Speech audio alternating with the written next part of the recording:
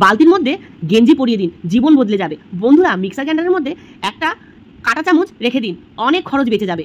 ফ্রিজের মধ্যে ভিম লিকুইড রেখে দিলেই অবাক হয়ে যাবেন। এরকম দারুণ দারুণ টিপস তোমাদের সাথে আজকে কিন্তু আমি নিয়ে এসেছি। পোড়া বাসন 1 মিনিটের মধ্যে চকচক ঝকঝক।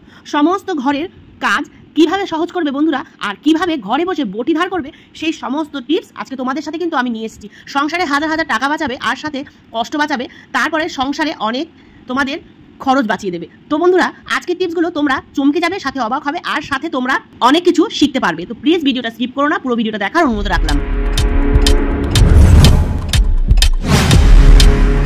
আসসালামু আলাইকুম, কেমন আছেন সবাই? আশা করি আল্লাহর রহমতে সবাই ভালো আছেন, আর আমি অনেক বেশি ভালো আছি। চলে এসেছি আবার ধামাকাদার টিপস নিয়ে। দেখো, এই যে আমার মাসের শেষ, এই ডিব্বায় আমি জানো তোমরা সবসময় ভিম লিকুইড আনি, তো শেষ হয়ে গেছে এই মাসে তাড়াতাড়ি লিকুইডটা। তো আমি কি করলাম, 20 টাকা দামের একটা এরকম লিকুইড নিয়ে এসে বোতলে ভরে নিলাম।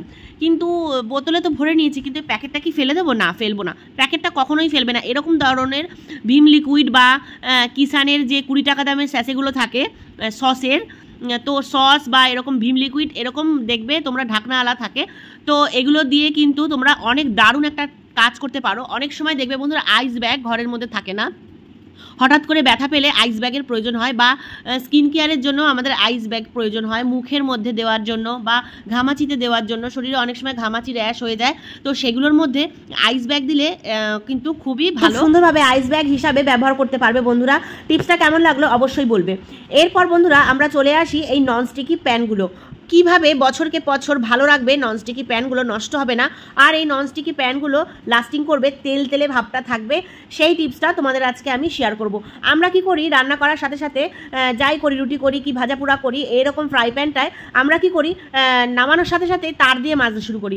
বন্ধুরা, এরকম ধরনের তারের মাজুনি দিয়ে কখনোই এরকম ফ্রাই প্যান ননস্টিকি প্যানগুলোকে মাজবে না। সবসময় এগুলোকে মাজার জন্য একটা স্পঞ্জ ব্যবহার করবে, স্পঞ্জ টাইপের এরকম নরম ব্যবহার করবে, কোনো স্কচ ব্রাইট ব্যবহার করবে না। আরও একটা কথা তোমাদেরকে বলি, যে এই সব ননস্টিকি প্যানগুলোতে কখনো স্টিলের খুন্তি ব্যবহার করবে না, সব সময়ের জন্য কাঠের খুন্তি ব্যবহার করবে। আর একটা কথা বলি, যে এই প্যানগুলোতে কখনো গরম অবস্থায় ঘষাঘষি মাজামাজি করবে না। এই প্যানগুলো যখন ঠান্ডা হবে তখনই কিন্তু এগুলোকে এরকম স্পঞ্জ দিয়ে মেজে ঘষে তোমরা রাখতে পারো, আর কখনো স্টিলের হাতা খুন্তি ব্যবহার করবে না। তো টিপসটা কেমন লাগলো অবশ্যই বলবে। এইভাবে দীর্ঘদিন ননস্টিকি প্যান ব্যবহার করবে, তেল তেলে থাকবে আর নষ্ট হবে না।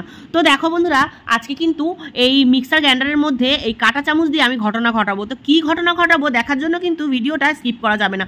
তো দেখো বন্ধুরা, পুরনো এরকম নরম কাপড় আমাদের ঘরে থেকে থাকে, শাড়ির কাপড়, ওড়নার কাপড়, গামছার কাপড়, এরকম নরম সফট কাপড় লাগবে। এরপর দেখো আমরা কি করব, মিক্সার গ্রাইন্ডারের মধ্যে দিয়ে দেবো বন্ধুরা তেল। হ্যাঁ, এটাতে তোমরা যে কোনো তেল ব্যবহার করতে পারো। আমি এখানে সাদা তেল ব্যবহার করেছি, সর্ষের তেলও ব্যবহার করতে পারো, কিন্তু আমি এখানে সাদা তেল ব্যবহার করেছি। তোমরা নারকেল তেলও ব্যবহার করতে পারো, মেশিনে তেল দিতে পারো, যে কোনো অয়েল তোমরা ব্যবহার করতে পারো, কোনো সমস্যা নেই। এরপর দেখো আমি কি ঘটনা ঘটাচ্ছি, এই কাপড়ের টুকরোটা ছোট করে কেটে নেব। আর কাটার সময় তোমরা বেশি মোটা করবে না, আবার বেশি পাতলাও করবে না, 3-4টে ফোল্ড করবে। করার পরে এটাকে ভালো করে র্যাপ করবে, সুন্দর করে কাঁটা চামচের মাথাটায় আটকে দেবে, আর তারপরে গার্ডার দিয়ে এরকম সুন্দর করে বেঁধে দেবে। আর তারপরে এই চামচটাকে নিয়ে খুব সুন্দর মিক্সার গ্রাইন্ডারের আশেপাশে ঘষাঘষি শুরু করবে। এই ঘষাঘষি করতে করতেই কিন্তু বন্ধুরা ঘটনাটা ঘটে যাবে। কি ঘটনা এখনও কারা কারা বুঝতে পেরেছো অবশ্যই কমেন্টের মাধ্যমে জানাবে। এই চামচ দিয়ে কিন্তু ঘটনা ঘটাচ্ছি। দেখো, ঘটনাটা হলো এই যে মিক্সার গ্রাইন্ডারের ভিতরে যে নোংরাগুলো থাকে, এগুলো পরিষ্কার করতে কিন্তু ভীষণ লেভেলে কষ্ট হয়। তো এটা কিন্তু জল দিয়ে আমরা পরিষ্কার করতে পারি না, যেহেতু ইলেকট্রিকের জিনিস। তো আমরা কি করব, এই চামচ দিয়ে সুন্দর করে যত নোংরা আছে সব নোংরা কিন্তু আমরা পরিষ্কার করে নেবো। দেখো বন্ধুরা, কত সুন্দর করে পরিষ্কার হয়ে গেছে আর হচ্ছে। তোমরাও কিন্তু তোমাদের মিক্সার গ্রাইন্ডার পরিষ্কার করতে গিয়ে এবার আর চিন্তা করবে না। আমি কিন্তু খুব তাড়াতাড়ি পরিষ্কার করেছি, তাই জন্য এতটা করতে পেরেছি।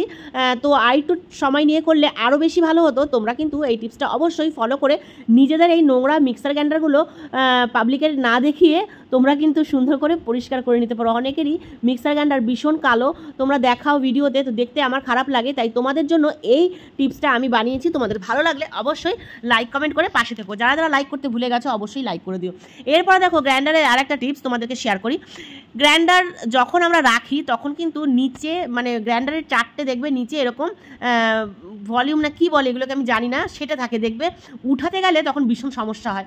তো ঘরের মধ্যে দেখবে এরকম গোল টাইপের অনেক ভাঙা প্লেট থাকে আমরা ফেলে দিই, তো ওই প্লেটগুলোকে ফেলে না দিয়ে প্লেটগুলোকে মিক্সার গ্রাইন্ডারের নিচে রেখে দাও বন্ধুরা। সত্যি কথা তোমাদের কাজ সহজ হবে, চমকে যাবে, তোমরা অবাক হয়ে যাবে যে এটা কি করে ফেললাম আমি। হ্যাঁ বন্ধুরা, এই মিক্সার গ্রাইন্ডারের নিচে এরকম একটা করে প্লেট রেখে দাও, যখন যেভাবে টানতে চাইবে সেভাবে কিন্তু আসবে, কোনো রকম সমস্যা ক্রিয়েট হবে না, আর তোমাদের ঝটপট কাজ হয়ে যাবে। দেখবে তাড়াহুড়া কাজের সময় কিন্তু এরকম অসুবিধা হয়, তো প্লেট রেখে দিলে কিন্তু আমাদের এই অসুবিধাটা আর হবে। মিক্সার এদিকে ওদিকে টানতে গেলে বা ধরো ভিতরে রয়েছে টানতে গেলে তখন কিন্তু এরকম সেটে যায়, তখন ভীষণ ঝামেলা হয়। তো তোমরা এরকম প্লেট রেখে দিলে টানাটানি করার সময় কিন্তু দেখো বন্ধুরা, মিক্সার কিন্তু কোনো রকম ঝামেলা ক্রিয়েট করবে না, খুব সুন্দরভাবে এই প্লাস্টিকের প্লেটটা থাকার কারণে তুমি টানবে যেভাবেই তোমরা সেইভাবে যেদিকে টানবে সেদিকেই যাবে। তো টিপসটা কেমন লাগলো অবশ্যই কমেন্টের মাধ্যমে জানাবে, আর যারা বুঝতে পেরেছো অবশ্যই বুঝে নেবে ভালো করে। তো দেখো বন্ধুরা, ধরো আমরা ডাইনিং টেবিলে খেতে বসেছি, আর কি হয় ফোন যেখানে সেখানে রাখতে হয়, তো খেতে বসার সময় বা কাজের সময় বা পড়ার সময় যে কোনো সময় ফোনের যদি স্ট্যান্ড না থাকে ফোন হাতে ধরে রাখতে ভীষণ বিরক্ত লাগে। তো দেখো মাথার এই ক্লেচারের মধ্যে সুন্দর করে ফোন কিন্তু রেখে একটা ফোনের স্ট্যান্ড বানিয়ে নিতে পারো।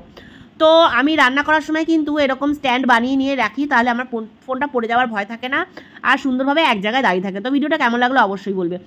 এরপর বন্ধুরা, কালকে কার ভিডিওতে দেখছিলাম মনে পড়ছে না, কিন্তু তুমি যদি আমার এই ভিডিওটা দেখে থাকো অবশ্যই কমেন্টের মাধ্যমে বলবে। আমি কাউকে দেখেছি, আমার ঠিক মাথায় আসছে না, কমেন্টে আমি তাকে বলেছিও যে বটি পরিষ্কার করার টিপস তোমাকে আমি শেয়ার করব। সে বলছিল যে আমার বটিটা ধার নেই, বটি ধার করাতে হবে। কাকে বলেছি সেটা আমার মাইন্ড থেকে আউট হয়ে গেছে, এতজনের ভিডিও দেখি তো মাথায় নেই। তাকে আমি কমেন্টে বলেছি যদি তুমি আমার এই ভিডিওটা দেখে থাকো তাহলে অবশ্যই আমাকে রিপ্লাই দেবে। আমি কিন্তু তোমাকে কমেন্ট করেছিলাম কালকে যে আমি আজকের ভিডিওতে তোমাকে আমি এই বটি পরিষ্কার করার টিপস বলবো। তো দেখো ঘরের মধ্যে বসে বসে বটি কিভাবে পরিষ্কার করবে, কিভাবে ধার করবে। তো দেখো সিরিজ কাগজ তোমরা জানো হার্ডওয়্যার্সের দোকানে কিন্তু সবসময় পাওয়া যায়। এটা দু রকমের সিরিজ কাগজ পাওয়া যায়, একটা পাতলা একটা মোটা। তো এখানে তোমাদের মোটা সিরিজ কাগজের প্রয়োজন হবে। তো সিরিজ কাগজ নিয়ে এসে এরকম পিস করে কেটে ডাইরেক্ট কিন্তু বটি এভাবে ধার করবে না বন্ধুরা, হাত কেটে যেতে পারে। তো জামা কাপড়ের ক্লিপ যেগুলো হয় ওই ক্লিপগুলোর মধ্যে এরকম করে আটকে দেবে, আর তারপরে সিরিজ কাগজ দিয়ে ভালো করে ঘষে ঘষে ঘষে ঘষে এই জংগুলোকে ছাড়াবে। জংগুলোকে ছাড়ানোর সময় মাথায় রাখবে বন্ধুরা, এই সিরিজ কাগজ দিয়ে কিন্তু ক্লিপ অবশ্যই লাগিয়ে নেবে, নাহলে হাত কেটে যাওয়ার চান্স থাকবে, আর পরিষ্কারটা তোমরা ভালোভাবে তখন করতেও পারবে না। তো দেখো সামান্য লবণ আর হলুদ তোমরা এরকম দিয়ে দেবে বটির মধ্যে, আর তারপরে উপরের অংশটাকে ধরে নিচের অংশটাকে চেপে ক্লিপে এরকম করে সিরিজ কাগজ দিয়ে ভালো করে ঘষা মাজা, একদম শত্রুতার যদি মনে করো যে কেউ তোমার শত্রু আছে তাকে যেভাবে ঘষবে ঠিক বটিটাকে সেভাবে ঘষে নেবে। ঘষার পরে ঠিক কিছুক্ষণ পরে দেখতে পারবে শত্রুর মুখটা যেমন চকচক হয়ে যাবে, ঘষার পরে বটির মুখটাও সেরকম চকচক হয়ে যাবে। তো যাই হোক, আমার কথাগুলো তোমাদের কেমন লাগে আমি জানি না, টিপস তো তোমাদের ভালো লাগে আমি জানি। তো দেখো বটি পরিষ্কার হয়ে গেছে, এরপরে চলে এলাম শ্যাম্পু নিয়ে।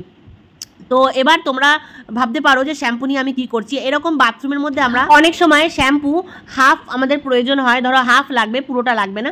তখন কি হয়, হাফ রাখার পরে হাফ শ্যাম্পুটা কিন্তু পড়ে যায়, বাথরুম নোংরা হয়ে যায়, একদম বাজে একটা অবস্থা হয়। তো এরকম যখন হাফ শ্যাম্পু ব্যবহার করবে, হাফ রাখার থাকবে, তখন কিন্তু এরকম দুপাশে দুটো জামা কাপড়ের ক্লিপ নিয়ে নেবে বন্ধুরা, আর এইভাবে স্ট্যান্ড বানিয়ে রেখে দেবে। শ্যাম্পু পড়বে না, বাথরুম নোংরা হবে না, তোমাদের খাটনি হবে না।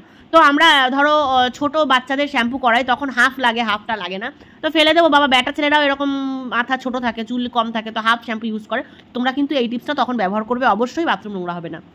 এরপর চলে এলাম বন্ধুরা টি শার্টের মধ্যে বালতি ঢুকাতে, মানে বালতির মধ্যে টি শার্ট পরাতে না, বালতিকে টি শার্ট পরাতে, তাই তো বলতে পারছি না। তো যাই হোক, বালতিতে টি শার্ট পরিয়ে দাও বন্ধুরা, জীবনটা একেবারে চকচকা ঝকঝকা একদম ঘষা মাজা হয়ে যাবে। কিভাবে ঘষা মাজা হবে দেখো, আমরা কি করি, বাস্কেট ধরো স্টাডি টেবিলের পাশে বাস্কেট, কম্পিউটার টেবিলের পাশে বাস্কেট রাখি, অনেক সময় পুরনো কালা ঝালা বাস্কেট বা ডাস্টবিন রাখি।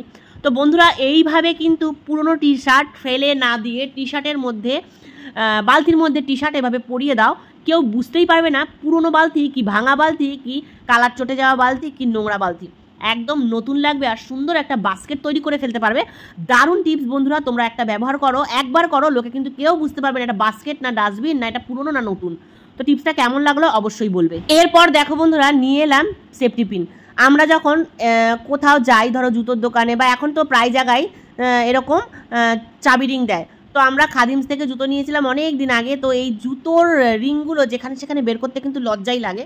তো এটা আমি কি করি, সবসময়ের জন্য এরকম সেফটি পিন এর মধ্যে ভরি, কারণ সেফটি পিন এদিকে ওদিকে ছিটকে থাকে। তো এটাই রিং থাকার কারণে তোমরা কিন্তু যেখানে সেখানে হ্যাং করতে পারবে, কোথাও ঘুরতে যাওয়ার সময় তোমরা ব্যাগেও ক্যারি করতে পারবে, আবার ঘরের কোথাও হ্যাং করেও রেখে দিতে পারবে, সেফটি পিন আর হারাবে না। তো বন্ধুরা এবার তোমাদের সাথে যে টিপসটা নিয়ে এসেছি সেটা কিন্তু দারুণ সুন্দর টিপস। কারা কারা পেঁয়াজ ছোলার সময় শ্বশুরবাড়িতে যেরকম করে প্রথমবার যাওয়ার সময় কেঁদেছিলে ঠিক সেভাবে কাঁদো? আমি কিন্তু এরকম প্রায় সময় আগে পেঁয়াজ কাটার সময় ঠিক কাঁদতাম এইভাবে, এখন কিন্তু আর কাঁদি না। যখনই পেঁয়াজ কাটবে একটা বাটির মধ্যে পানি নিয়ে নেবে, বাটির মধ্যে এরকম খোসাগুলো রেখে দেবে, পেঁয়াজটাকে সামান্য একটু ভিজিয়ে রাখবে, তাতে কী হবে চোখে জল বেরোবে না আর পেঁয়াজের খোসাগুলো হাওয়ায় উড়েও যাবে না।